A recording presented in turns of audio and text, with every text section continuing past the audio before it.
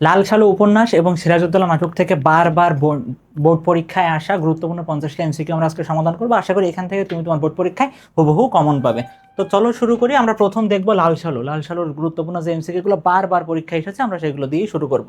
আমাদের এখানে প্রথম প্রশ্ন, সৈয়দ ওয়ালিউল্লাহর সর্বশেষ কর্মস্থল কোনটি? এই টাইপের প্রশ্ন লেখক পরিচিতি থেকে আমাদের ওয়ালিউল্লাহ সম্পর্কে প্রশ্ন এসেছে। তো তার সর্বশেষ কর্মস্থল কি করাচি ছিল, জার্মানি ছিল, নাকি লন্ডন ছিল, নাকি প্যারিস ছিল? কোথায় ছিল বলো তো? তার সর্বশেষ কর্মস্থল ছিল প্যারিস। আমরা একটু সৈয়দ ওয়ালিউল্লাহ সম্পর্কে জানবো, যে তথ্যগুলো আমাদের না জানলেই নয় পরীক্ষার জন্য। দেখো, সৈয়দ ওয়ালিউল্লাহর সর্বশেষ কর্মস্থল ছিল প্যারিস। বাংলাদেশের মুক্তিযুদ্ধের সময় তার মনে করো বেশ উল্লেখযোগ্য বেশ কিছু লেখা ছিল। তার যে গ্রন্থগুলো আমাদেরকে জানতে হবে, যেমন নয়নচারা এবং দৈতির অন্যান্য গল্প, এগুলো তার গল্প গ্রন্থ। এবং লাল সালু, চাঁদের অমাবস্যা, কাদো নদী কাদো তার বিখ্যাত উপন্যাস। তাহলে উপন্যাসের মধ্যে আছে চাঁদের অমাবস্যা, কাদো নদী কাদো, লাল সালু। এছাড়া তার গল্প গ্রন্থের মধ্যে আছে নয়নচারা, দৈতির এবং অন্যান্য গল্প। সৈয়দ ওয়ালিউল্লাহ নিরীক্ষামূলক 4টি নাটকও লিখেছেন, আর সেগুলো হচ্ছে বহিপীর, যেটা একসময় এসএসসিতে পড়ানো হয়তো, উজানে মৃত্যু, তরঙ্গভঙ্গ, সুড়াঙ্গ। অর্থাৎ তার 4টা নাটকের বিষয় তোমাদেরকে একটু মনে রাখতে হবে: বহিপীর, উজানে মৃত্যু, তরঙ্গভঙ্গ, সুড়াঙ্গ। আমরা একটা এমসিকিউ নিয়েছি সৈয়দ ওয়ালিউল্লাহ সম্পর্কে, কিন্তু একটা এমসিকিউ এর মধ্যে কিন্তু অনেক এমসিকিউর তথ্য আমরা এখানে রেখেছি। এই এমসিকিউ তথ্যগুলো কিন্তু তোমাকে অবশ্যই ভালো করে পড়তে হবে। যেমন চাঁদের অমাবস্যা এটা কোন ধরনের গ্রন্থ, এই টাইপের প্রশ্ন আসতে পারে। কাদো নদী কাদো এটা নিয়ে প্রশ্ন আসতে পারে। নয়নচারা নিয়ে প্রশ্ন আসতে পারে। পরবর্তী এমসিকিউ, লাল সালু উপন্যাসের শিকারীর একাগ্রতা কার চোখে? কাদেরের চোখে, তাহেরের চোখে, মজিদের চোখে, কালুমতির চোখে? আমরা একটু মনে করার চেষ্টা করি। একদম উপন্যাসের শুরুর দিকে যে চরিত্র দুইটা আমরা দেখতে পাবো, একদম শুরুর দিকে বলতে গেলে, সেটা হচ্ছে কি তাহের কাদের। তাহের কাদের আর তাদের একটা ভাই আছে, কিন্তু তাদের একটা ভাইকে, তাদের একটা ভাই আছে রতন। এই রতন হচ্ছে কেরালা নায়ের মাঝি হইতে চায়। এই তাহের কাদের রতনের বোন কিন্তু কি ছিল? হাসুনুর মা। হাসুনির মা। এই উপন্যাসের উল্লেখযোগ্য বেশ কিছু চরিত্র কিন্তু তারা। আর মজিদ সম্পর্কে তোমরা সবাই কম বেশি জানো। এই গল্প বলছে এই উপন্যাসের কেন্দ্রীয় চরিত্র, অর্থাৎ একটা মানে কেন্দ্রীয়, যাকে নিয়েই মূলত উপন্যাসটা আবর্তিত হয়েছে, যে ছিল একটা মানে কি বলা যায়, ঠক চরিত্র বলা যায়, বা ভণ্ডামি করছে যে ধর্মের দোহাই দিয়ে। তো এইখানে শিকারীর একাগ্রতা কার চোখে ছিল? তাহের কাদের, মজিদ, কালুমতির। কার ছিল? তাহেরের চোখে ছিল। কার চোখে? তাহেরের। দুই ভাই একসাথে গেছিল হচ্ছে নদীতে, গেছিল মাছ ধরতে আর কি, সেই টাইমের কথা কিন্তু এখানে বলা আছে। কোন সড়কের উপরে একটি অপরিচিত লোক মোনাজাতের ভঙ্গিতে দাঁড়িয়ে আছে? মতিগঞ্জ, মোহাম্মদনগর, মধুপুর সড়ক, আওয়ালপুর সড়ক। যখন তাহের কাদের দুই ভাই গেছিল, তখন কিন্তু তারা খেয়াল করছিল যে একটা লোক মোনাজাতের ভঙ্গিতে দাঁড়িয়ে আছে। কে দাঁড়িয়েছিল? দাঁড়িয়েছিল কিন্তু মজিদ। কে দাঁড়িয়েছিল? মজিদ। তখন কিন্তু তারা আসলে মজিদকে চিনতো না, মজিদ দাঁড়িয়েছিল। এখন এটা কোন সড়কের উপর দাঁড়িয়েছিল? মতিগঞ্জ সড়ক, মোহাম্মদনগর সড়ক, মধুপুর সড়ক, নাকি আওয়ালপুর সড়ক? ছিল কিন্তু মতিগঞ্জ সড়কের উপরে দাঁড়ায়। কোথায়? আর এই মোহাম্মদনগর কোনটা? মোহাম্মদনগর হচ্ছে তাহের কাদেরের গ্রাম, যেখানে কিন্তু ফাইনালি আমরা দেখতে পেয়েছিলাম যে এই যে মসজিদ চলে আসে, সেটাই হচ্ছে কি মোহাম্মদনগর। আর এই যে আওয়ালপুর, আওয়ালপুরের কথা তোমাদের মনে আছে? আওয়ালপুর কি ছিল? ওই যে ভণ্ড পীর, মানে মসজিদের প্রতিদ্বন্দ্বী যে পীর চলে আসে, সে কিন্তু এই আওয়ালপুরে আসছিল। অর্থাৎ সবগুলো জায়গা কিন্তু কম বেশি আমাদেরকে এখানে চেনা। দেখো, এখানে দেখো সুন্দর করে বর্ণনা দেওয়া আছে। এক সময় ঘুরতে ঘুরতে তাহেরদের নৌকা মতিগঞ্জের সড়কটার কাছে এসে পড়ে। কাদের পেছনে বসে তেমনি নিষ্পলক দৃষ্টিতে চেয়ে আছে তাহেরের পানে আর আঙ্গুলের ইশারার জন্য। হঠাৎ এক সময় দেখে তাহের সড়কের পানে চেয়ে কি দেখেছে? বিস্ময়ের চোখে ভাব, মানে সেদিকেও সে তাকায়, দেখে মতিগঞ্জের সড়কের উপরে একটি অপরিচিত লোক আকাশের পানে হাত তুলে মোনাজাতের ভঙ্গে দাঁড়িয়ে আছে। কে? মতিগঞ্জ সড়কের উপরে একটা অপরিচিত লোক দাঁড়িয়ে আছে। আর এই অপরিচিত লোক কে ছিল? এই অপরিচিত লোক ছিল মজিদ। কে ছিল? মজিদ ছিল। কে ছিল? মজিদ। পরবর্তী প্রশ্নে যাব আমরা। লাল সালু উপন্যাসে মতিগঞ্জের সড়ক থেকে মোহাম্মদনগরের গ্রাম কোন দিকে? পূর্ব, উত্তর, পশ্চিম, দক্ষিণ? এই যে মোনাজাতের ভঙ্গিতে দাঁড়িয়েছিল, তারপর কিন্তু মজিদ মোহাম্মদনগর গ্রামের দিকে যাত্রা শুরু করে। এখন মোহাম্মদনগরের গ্রাম কোন দিকে ছিল? উত্তর দিকে ছিল। কোন দিকে ছিল? উত্তর দিকে। কোন দিকে যাতায়াত শুরু করে? উত্তর দিকে। মোহাম্মদনগর আগমনের পূর্বে মসজিদ কোথায় ছিল? গারো পাহাড়, নোয়াখালীতে, আওয়ালপুরে, করিমগঞ্জে? করিমগঞ্জের প্রসঙ্গ কোথায় আছে উপন্যাসে? করিমগঞ্জে কিন্তু কি থাকার কথা বলা আছে বলো তো? করিমগঞ্জে কিন্তু হাসপাতালের কথা বলা আছে। এই উপন্যাসে কিন্তু করিমগঞ্জের কথা বলা আছে। এই আওয়ালপুরের কথা প্রেক্ষাপটে বলা আছে? আওয়ালপুরের কথা কিন্তু এই যে পীরের প্রেক্ষাপটে বলা আছে, যে পীরের প্রেক্ষাপট, পীর আসছিল। আর মসজিদ থাকতো মেইনলি কোথায়? মসজিদ থাকতো হচ্ছে গারো পাহাড়ে। কোথায় থাকতো? গারো পাহাড়ে। 10 কথার রানী রক্তের আগ্নি উক্তিটি কার ক্ষেত্রে প্রযোজ্য? আমেনা বিবি, হাসুনুর হাসুনির মা, রহিমা বিবি, জমিলা। দেখো এই কথাটা দ্বারা কি বুঝাইছে, অর্থাৎ তাকে যতই মানে তার সাথে খারাপ আচরণ করা হোক, যাই করা হোক, সে কোনো আসলে প্রতিবাদ করতো না। সেই ব্যক্তিটা আমাদের কে ছিল? সেই ব্যক্তিটা ছিল হচ্ছে রহিমা বিবি। কে ছিল? রহিমা বিবি। এই রহিমা কি ছিল বলো তো? এই রহিমা ছিল মজিদের প্রথম স্ত্রী। রহিমা কি ছিল? মজিদের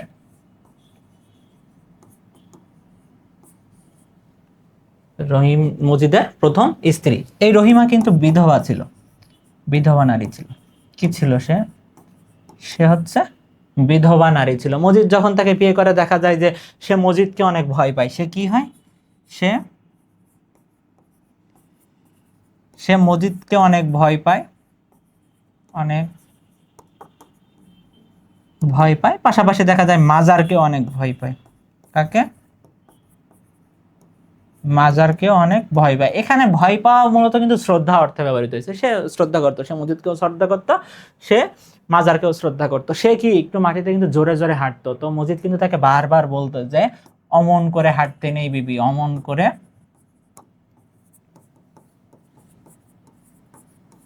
হাঁটতে নেই বিবি। অর্থাৎ মসজিদের কথা মতে মাটিতে জোরে হাঁটলে কি মাটি কষ্ট পায় বা সেটা গুনাহের কারণ হয়ে দাঁড়ায় আর কি। এখানে আরেকজনের নাম বলা আছে জমিলা। জমিলা কে ছিল? এই জমিলা ছিল কিন্তু মজিদের দ্বিতীয় স্ত্রী। কে ছিল? এ ছিল হচ্ছে মজিদের দ্বিতীয় স্ত্রী। হাসনুর মা সম্পর্কে আমরা একটু আগে দেখে আসলাম।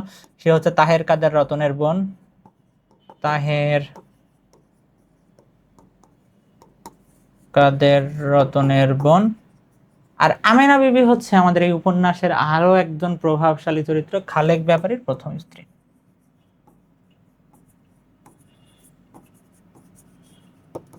খালেক ব্যাপারীর প্রথম স্ত্রী। এই খালেক ব্যাপারীর দ্বিতীয় স্ত্রীর কথা যদি আমরা একটু বলতে যাই, তার দ্বিতীয় স্ত্রীর নাম ছিল কিন্তু তানু বিবি। কি ছিল? তানু বিবি। পরবর্তী প্রশ্নে যাই আমরা। লাল সালু উপন্যাসে নিজেকে শিকড় ছাড়া বৃক্ষ মনে হয় কার? ব্যাপারীর, মতলব কার, মজিদের, ধলামিয়ার। কার? মজিদের। কেন এক সময় মজিদের এরকম মনে হইতো? কারণ দেখা যাচ্ছে যে যাকে নিয়ে সে ব্যবসা করতেছে, অর্থাৎ যে মাজারকে নিয়ে, সে আসলে জানতো না যে এই মাজারটা কার। তার মধ্যে মাঝে মাঝে এমন একটা ভাব চলে আসতো। হাটে যখন মাটিতে আওয়াজ হয়, কথা কয় যখন মাঠ থেকে শোনা যায় গলা, ব্যক্তিটাকে? আমেনা, হাসনুর মা, জমিলা, রহিমা। একটু আগেই বললাম যে মজিদ কিন্তু বারবার রহিমাকে বলতো, রহিমা যখন কথা বলে, তখন যখন হাঁটে, তখন কি? তখন কিন্তু মাটিতে আওয়াজ হয়। তখন কি হয়? তখন হচ্ছে মাটিতে আওয়াজ হয়। উত্তর কি হবে? উত্তর হবে হচ্ছে রহিমা। পরবর্তী প্রশ্ন। কলমা জানো মিয়া প্রশ্নটি মজিদ কাকে উদ্দেশ্য করেছিল? তাহের কাদেরের বাপকে, আক্কাসকে, দুদু মিয়াকে, ধলা মিয়াকে। এই ধলা মিয়ার কথা যদি আমরা বলি, ধলা মিয়া কে ছিল বলতো? ধলা মিয়া ছিল যে খালেক ব্যাপারীর যে দ্বিতীয় স্ত্রী, খালেক ব্যাপারীর খালেক ব্যাপারীর দ্বিতীয় স্ত্রী তানু বিবির ভাই। ধলা মিয়া কে ছিল? ধলা মিয়া ছিল খালেক ব্যাপারীর দ্বিতীয় স্ত্রী, তানু বিবির ভাই। তাকে কি বলা হয়েছে বলতো? তাকে কিন্তু বলা হয়েছে পরগাছা মুরব্বী। কি বলা হয়েছে? পরগাছা মুরব্বী বলা হয়েছে। দুদু মিয়া, সে হচ্ছে 7 ছেলের বাপ।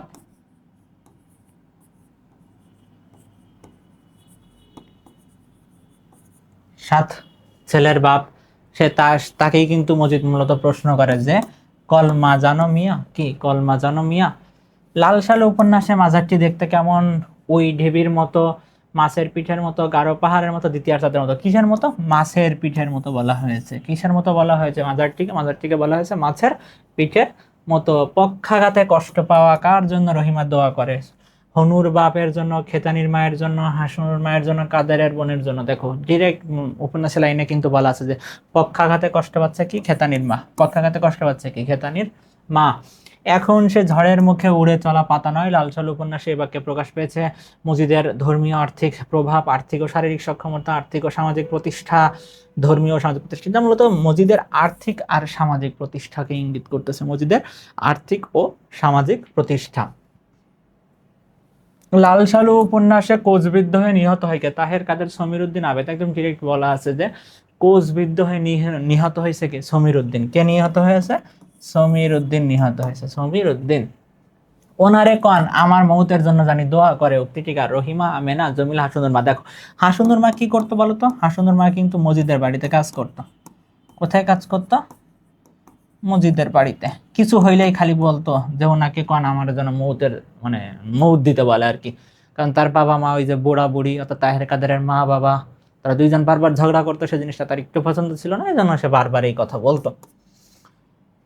লাল সাল উপন্যাসে সিদ্ধ ধানের ভাপের শব্দটি ঔপন্যাসিক কিসের সঙ্গে তুলনা করেছেন? সাপের শীষ, কালো ধোঁয়া, আগুনের শিখা, আলোকিত উঠোন। সাপের শীষের সাথে তুলনা করা আছে, একদম মানে হুবহু লাইন থেকে এই টাইপের প্রশ্ন আসতে পারে। হাসুনুর মাকে বুড়ো বেধড়ক প্রহার করে কেন? সীমা লঙ্ঘন করায়, ঘরের কথা বাইরে বলায়, আদেশ অমান্য করে, মসজিদের বাড়িতে যাওয়ায়। মসজিদের বাড়িতে সে নিয়মিত কাজ করতো, বাট এর জন্য কিন্তু তাকে বেধড়ক পিটুনি দেয় না। তাকে পিটুনি দেয় কেন? কারণ ঘরের কথা বাইরে বলা, অর্থাৎ তাদের যে মানে তাকে যে মেরেছে আর কি, মানে তাদের যে বাড়ির যে সমস্যা আর কি, তার বাবা আর মায়ের, এই কথা কিন্তু মজিদকে বলে দেয় কে? হাসুনুর মা। আর মজিদ সেখানে বলতে চায় কি, যে অন্তরের শক্তিতে মজিদ এটা জানতে পেরেছে। বাট বুড়ো কিন্তু এই কথা একটু বিশ্বাস করে না যে মজিদ অন্তরের শক্তিতে এটা জানতে পেরেছে। মজিদের অস্তিত্বে অস্বীকারী বা তার অন্তরের শক্তিতে অবিশ্বাসকারী একমাত্র চরিত্র কিন্তু বলা যায় তাহের কাদেরের বাপকে, যে মজিদের অন্তরের শক্তির কথা বিশ্বাস করতো না। সে মেনেই নিয়েছিল যে হাসুনুর মা অবশ্যই তাকে বলেছে, না বললে সে জানার কোনোই সুযোগ নেই। অন্তরের শক্তিতে মজিদ ব্যাপারটা জানতে পেরেছে, সে কথা বিশ্বাস করে না। নকশাল উপন্যাসে কে বিশ্বাস করে না? এই যে মাত্র আমি বললাম তাহের কাদেরের বাপ, যে সে কিন্তু মজিদের অন্তরের শক্তিতে বিশ্বাস করতো না। সে কোনোভাবেই বিশ্বাস করে নাই যে মজিদ এভাবে কিছু জানতে পারে। যেহেতু তার অস্তিত্ব অস্বীকার করেছে, মজিদ কিন্তু তাকে এমন ভাবে মানে তার সাথে ব্যবহার করেছে যে সে মুহূর্তে কি সে কিন্তু গ্রাম ছেড়ে পালিয়ে যেতে বাধ্য হয়েছে, নিরুদ্দেশ হয়ে গেছে সে। তোরে না বুঝা কষ্ট দিছি হেদিন। কাকে কষ্ট দিছে? কাকে কষ্ট দিছে? ওই যে যখন সালিশ হলো, তাহের কাদেরের বাপের সালিশ হলো, সালিশ হলে তখন মজিদ তাকে অনেক কথা বলে, অনেক কথা শোনায়, যেটা শুনে তার মনে অনেক কষ্ট লাগে। দেন ওখান থেকে ফিরে এসে কিন্তু সে হাসুনুর মাকে বলে যে তোরে না বুঝা কি কষ্ট দিছি ওই দিন। এটা কে বলেছিল? এটা কাকে কষ্ট দিয়েছে? কষ্ট দিয়েছে হাসুনুর মাকে। আর এই কষ্ট দিয়েছে কে? কষ্ট দিয়েছে কিন্তু তাহের কাদেরের বাবা। খেলোয়াড় চলে গেছে, খেলবে কার সাথে? এখানে খেলোয়াড়কে মজিদ, সলেমানের বাপ, আক্কাস তাহের কাদের বাপ। খেলোয়াড় বলা হয়েছে কাকে? তাহের কাদেরের বাপ। আর ওই যে তার বাবার সাথে মা খুব ঝগড়া করতো, বাট বাবা হারিয়ে যাওয়ার পরে বা বাবা নিরুদ্দেশ হয়ে যাওয়ার পরে কিন্তু মায়ের মধ্যে আর ওইটা নাই, কারণ একা একা তার ঝগড়া করা সম্ভবপর না। হাসপাতালটি কোথায় অবস্থিত? এই যে প্রথম দিকে আমি বলেছি, কোথায় হাসপাতাল, কোথায় হাসপাতাল হচ্ছে? করিমগঞ্জে। করিমগঞ্জে, করিমগঞ্জে হাসপাতাল। এই হাসপাতালের প্রসঙ্গ কখন আসে? আমরা দেখতে পাই যে একজন পীরের আগমন ঘটে। এই পীরের সাথে কিন্তু মসজিদের যে কয়েকজন মানুষ আছে বা তার বলা যায় ভক্তবৃন্দ, তাদের কিন্তু একটু ক্লেশ হয়। পরে আবার তারা যায় ওই ইসের সাথে, মানে পীরের ওইখানে একটু বাহাদুরি করতে। সেখানে কিন্তু মারধর খাওয়ার পরে তারা এই করিমগঞ্জের হাসপাতালে ভর্তি হয়। কোথায় ভর্তি হয়? করিমগঞ্জের হাসপাতাল। লাল সালে উপন্যাসে ভাং গাঁজা খাওয়ার অশোক শূন্য হাড় গিলগিলে চেহারা কার? মজিদের কম্পাউন্ডারের দুদু মিয়ার, ধলা মিয়ার কার? কম্পাউন্ডার। কোথাকার কম্পাউন্ডার? ওই যে মাত্র আমরা দেখে আসলাম করিমগঞ্জের যে হাসপাতাল, এই হাসপাতালের কম্পাউন্ডারের কি বলা হয়েছে? ভাং গাঁজা খাওয়ার অশোক শূন্য হাড় গিলগিলে চেহারা। লাল সাল উপন্যাসে পরগাছা মুরব্বীকে একটু আগেই বলেছিলাম যে পরগাছা মুরব্বী কি হচ্ছে? পরগাছা মুরব্বী হচ্ছে আমাদের ধলা মিয়া। এই ধলা মিয়ার একটা ইন্টারেস্টিং কাহিনী কিন্তু আছে, যেটা পরীক্ষা অনেক সময় আসে। যেমন মজিদের শক্তিতে একটু অবিশ্বাস করেছিল কিন্তু অন্য আর একজন চরিত্র, সেটা কে ছিল? আমেনা। আমেনা বিবি। কে ছিল? আমেনা বিবি। এই আমেনা বিবির ইচ্ছা ছিল সে আওয়ালপুরের পীরের পানি পড়া খাবে। কি হবে? আওয়ালপুরের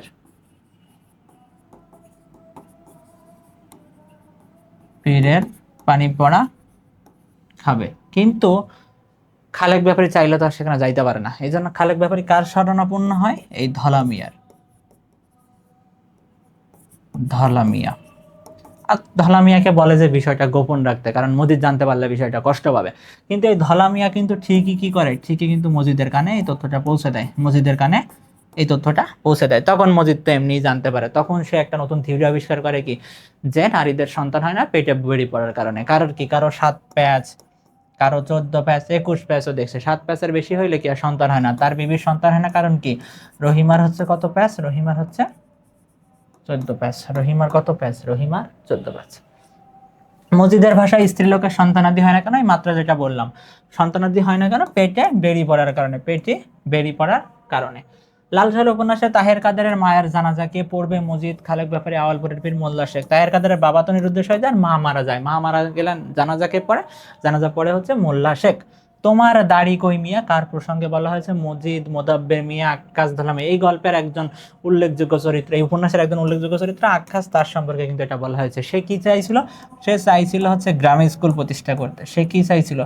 সে চাইছিল হচ্ছে গ্রামে স্কুল প্রতিষ্ঠা করবে। সে চাইছিল গ্রামে স্কুল প্রতিষ্ঠা করবে, কিন্তু মজিদ তো দেখলো যে গ্রামের মানুষ শিক্ষিত হলে তো তার এই কুসংস্কার এইগুলোর বাইরে মানুষজন চলে আসবে, অর্থাৎ অন্ধবিশ্বাস তখন মানুষ করবে না। এই জন্য সেই স্কুলের বিরোধিতা করলো। স্কুলের বিরোধিতা করতে গিয়ে কি করলো? একটা সভা ডাকা হলো। সেই সভাতে এসে সে তো আকাশ সকল বিষয়ে সে নিয়ে আসছে, ঠিকঠাক বলা যায় যে প্রস্তুতি নিয়ে আসছে, কি প্রশ্ন করলে কিভাবে উত্তর দিবে। কিন্তু সেখানে মজিদ তাকে প্রশ্ন করে যে তোমার দাড়ি কই মিয়া? পরে ও তাকায় দেখে যে সবার দাড়ি আছে, শুধু ওরই দাড়ি নেই। তখন তো ওর আর আসলে কিছুই বলার থাকলো না, কারণ তখন ওর বাবা ওকে থামায় দিল। আর তখন সবাই সেখানে স্কুল প্রতিষ্ঠার পরিবর্তে একটা মসজিদের আলাপ তুললো। কি প্রতিষ্ঠার আলাপ তুললো? মসজিদ প্রতিষ্ঠার আলাপ তুললো। মসজিদ নির্মাণের কাজ শেষ হয়েছিল কোন মাসে? মসজিদের কথা যেটা বললাম, এই মসজিদ নির্মাণের কাজ শেষ হয়েছিল জ্যৈষ্ঠ মাসে। তানি বুঝি দোলার বাপ। জমিলা কার সম্পর্কে যুক্তি করেছে? মোতাব্বের মিয়া, মতলুব মিয়া, খালেক ব্যাপারী, মজিদ। কার সম্পর্কে এই মন্তব্য করেছে? মজিদের যে দ্বিতীয় স্ত্রী জমিলা, তার মজিদকে দেখে মনে হয়েছিল কি তানি বুঝি দোলার বাপ, অর্থাৎ কি সে হচ্ছে বরের বাবা আর কি। কিন্তু পরে দেখা গেল সেই বার সে যেন খাঁচায় ধরা পড়েছে। কে খাঁচায় ধরা পড়েছে? রহিমা, জমিলা, আমেনা, হাসুনুর মা। কে খাঁচায় ধরা পড়েছে? খাঁচায় ধরা পড়েছে জমিলা। কে খাঁচায় ধরা পড়েছে? জমিলা। অর্থাৎ জমিলা কিন্তু মজিদের সাথে বিয়ের পরে সে আর তার যে চঞ্চলতা সেই জিনিসটা কিন্তু আর প্রকাশ করতে পারতেছে না। তো লাল সালু উপন্যাস থেকে বারবার যে প্রশ্নগুলো আসে, আমরা এমন বেশ কিছু প্রশ্ন দেখেছি। এখন আমরা সিরাজউদ্দৌলা নাটকের গুরুত্বপূর্ণ বেশ কিছু প্রশ্ন দেখবো যেগুলো বারবার পরীক্ষায় আসতে দেখা যায়। তো চলো শুরু করি। আমাদের প্রথম প্রশ্ন, সিরাজউদ্দৌলা নাটকে অঙ্ক সংখ্যা কতটি? 1 2 3 4। আমরা জানি যে কয়টা অঙ্ক আছে? 4টা অঙ্ক। কয়টা অঙ্ক? 4টি অঙ্ক, 12টি দৃশ্য। 8টি দৃশ্যে কি সিরাজ উপস্থিত? 8টি দৃশ্যে কি স্বয়ং সিরাজ উপস্থিত? 8টি দৃশ্যে উপস্থিত। টোটাল দৃশ্য আছে 12টা, অঙ্ক আছে কয়টা? অঙ্ক আছে 4টা। দেখো নাটকটি 4টা অঙ্ক, 12টি দৃশ্যে রচিত। এর মধ্যে 8টি দৃশ্যে সিরাজ স্বয়ং উপস্থিত। যুদ্ধ বন্ধ করার আদেশ দিন ক্যাপ্টেন ক্লেটন। উক্তিকার উমিচাঁদ, ওয়ালি খান, হলওয়েল, ক্লেটন। দেখো আমরা যখন একদম উপন্যাসের প্রথম, উপন্যাস বলছি নাটকের প্রথম দিকে আসি, তখন কিন্তু আমরা এই ক্লেটনকে দেখতে পাই যে বারবার বলতেছে যুদ্ধ, মানে victory or dead, victory or dead. সে কিন্তু যুদ্ধ করতে বলতেছে কাদেরকে? ইংরেজদেরকেও বলতেছে, বাংলা যোদ্ধাদেরকেও যুদ্ধ করতে বলতেছে। কার বিরুদ্ধে? নবাবের বিরুদ্ধে যুদ্ধ করার প্রসঙ্গ কিন্তু এখানে আছে। তো তাকে যুদ্ধ বন্ধ করার আদেশ দিয়েছিল কে? বারবার বলেছিল ওয়ালি খান, বারবার বলেছিল যে যুদ্ধ বন্ধ করার আদেশ দিন, কারণ সে বুঝতে পারছিল যে আর কিছুক্ষণ পর কিন্তু সে তারা আসলে টিকতে পারবে না নবাবের বিরুদ্ধে। যত বড় মুখ নয় তত বড় কথা। সিরাজউদ্দৌলা নাটকের সংলাপটি কার? এই সংলাপটি ছিল কার? ক্লেটনের সংলাপ ছিল। ক্লেটন কাকে বলেছিল? ওয়ালি খানকে বলেছিল। ওয়ালি খান বারবার তাকে বলেছিল যে যুদ্ধ বন্ধ করার আদেশ দিন, তা না হলে কি নবাবের হাতে আপনার পতন তো নিশ্চিত হয়ে গেছে। কিন্তু সে তখন সিরাজউদ্দৌলা নাটকের যে ওয়ালি খান চরিত্র ছিল তাকে কিন্তু ক্লেটন এভাবেই বলে যে যত বড় মুখ নাই তত বড় কথা। নবাবের সৈন্যরা ফোর্ট উইলিয়াম দুর্গ আক্রমণ করলে কে মেয়েদার নৌকায় করে পালিয়ে গিয়েছিল? ক্লাইভ, ড্রেক, হলওয়েল নাকি ওয়াটস? পালিয়ে গিয়েছিল কে? ড্রেক। ড্রেক হচ্ছে মেয়েদের নৌকায় করে পালিয়ে গিয়েছিল। এই ফোর্ট উইলিয়াম দুর্গর আক্রমণ নিয়েই কিন্তু একদম নাটকের শুরুর ঘটনাটা আমরা দেখতে পাই।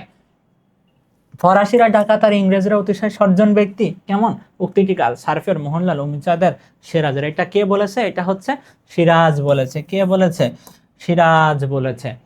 নবাব সিরাজউদ্দৌলা কাকে আলীনগরের দেওয়ান নিযুক্ত করেন? উমিচাঁদকে, মানিক চাঁদকে, মির্জাফরকে, রায়দুল্লাহকে। কাকে নিযুক্ত করেন? নিযুক্ত করেন হচ্ছে মানিক চাঁদকে। মানিক চাঁদকে তিনি আলীনগরের দেওয়ান নিযুক্ত করেন। কখন? এই যে ফোর্ট উইলিয়াম দুর্গ জয়ের পরে কিন্তু এটা আমরা দেখতে পাই যে আলীনগরের দেওয়ান নিযুক্ত করা হয় মানিক চাঁদকে। ফোর্ট উইলিয়াম দুর্গ আক্রমণের প্রাককালে ইংরেজ বাহিনী সাদা নিশান উড়িয়ে দেয় কেন? আক্রমণ তীব্র করার জন্য, যুদ্ধবিরতির জন্য, সন্ধি স্থাপনের জন্য, বিজয় প্রকাশের জন্য। সাদা পতাকা তখন উড়ানো হয়তো কিসের জন্য? তখন মূলত সন্ধি স্থাপনের জন্যই কিন্তু সাদা পতাকা উড়ানো হতো।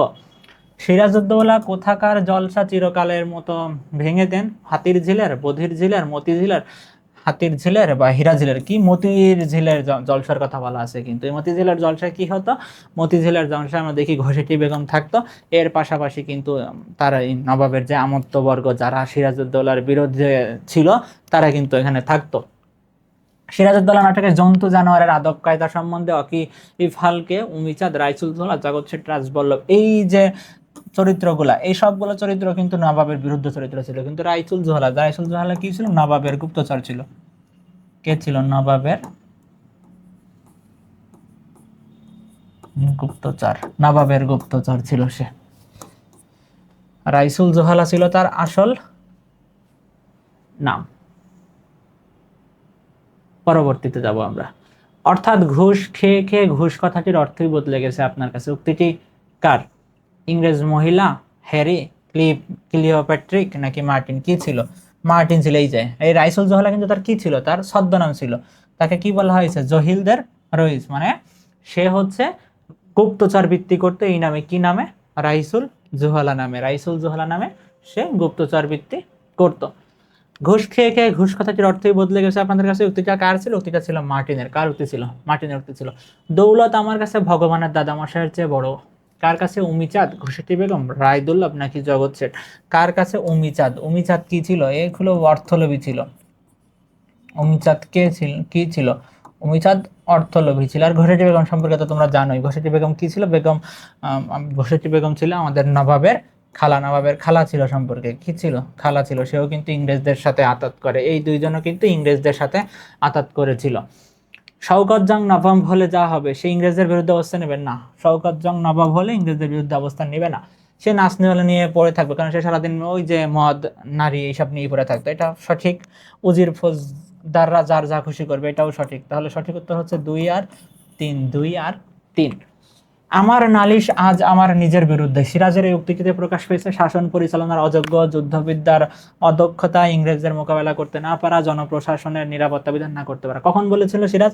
যখন তার প্রজারা ইংরেজদের কাছে নির্যাতিত হচ্ছে, তাদের জিনিস অল্প টাকায় বিক্রি করতে বাধ্য হচ্ছে, আর সেই জিনিসটা আবার অন্যদেরকেও অনেক টাকায় কিনতে হচ্ছে। এই সব প্রেক্ষাপট বিবেচনা করে কিন্তু সে বলেছিল কি, আমার নিজের নালিশ আজ আমার নিজের বিরুদ্ধে। কারণ কি? সে প্রজাসাধারণ নিরাপত্তা বিধান করতে পারে নাই।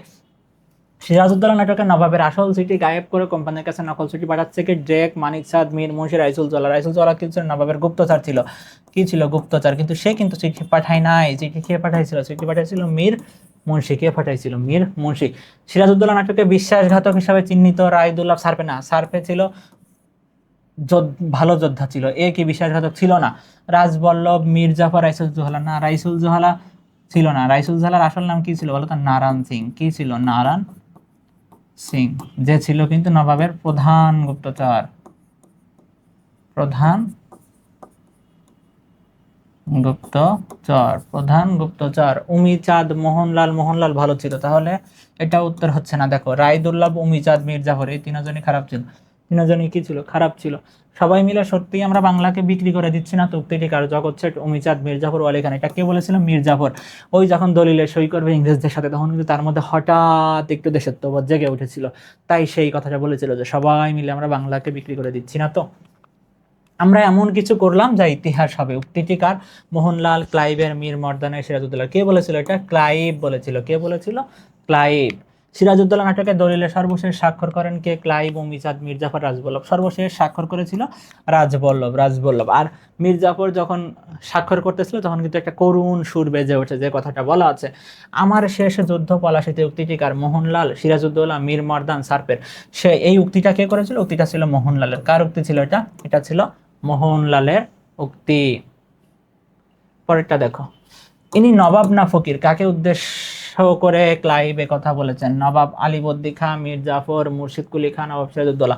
যখন মীর জাফর নিজে সিংহাসনে না বসে সিংহাসনের হাতল ধরে দাঁড়ায় থাকলো, তখন কিন্তু ক্লাইভ ঢুকে তাকে এই কথাটা বলেছিল যে ইনি নবাব নাকি ফকির। কাকে বলেছিল এটা? এটা মূলত মীর জাফরকে বলেছিল। কাকে ইঙ্গিত করে? মীর জাফরকে ইঙ্গিত করে। মোহাম্মদী বেগ কত টাকার বিনিময়ে সিরাজকে হত্যা করতে রাজি হয়েছিল? 10,000, 8,000, 6,000, 5,000। টোটাল কত হাজার টাকা? 10,000 টাকার বিনিময়ে কিন্তু হত্যা করতে রাজি হয়েছিল। 5,000 টাকা দেওয়ার কথা ছিল কি? 5,000 টাকার কথা ছিল হচ্ছে অগ্রিম। 5,000 টাকা দিতে হবে। তাহলে 10,000 টাকার জন্য হত্যা করতে চাইছিল, আর অগ্রিম হচ্ছে 5,000 টাকা। আমরা চেষ্টা করেছি গুরুত্বপূর্ণ যেগুলো আসে, এখানে প্রচুর এমসিকিউ, নাটক উপন্যাসের এমসিকিউ প্রচুর, এত এমসিকিউ এখন মানে এক ক্লাসে আমরা এত দেখাইলে তোমার মাথার উপর দিয়ে যাবে। সবচেয়ে গুরুত্বপূর্ণ যে এমসিকিউ গুলো, সেগুলো কিন্তু আমরা দেখানোর চেষ্টা করেছি। আশা করি এই এমসিকিউ গুলো দিয়ে তোমার একটা ভালো রিভিশন হয়ে যাবে। তো সবাই ভালো থাকবা, পরবর্তী কোনো ক্লাসে আবারও তোমাদের সাথে দেখা হবে। তোমাদের সবার জন্য শুভকামনা। আজকের ক্লাস এ পর্যন্তই। আসসালামু আলাইকুম সবাইকে।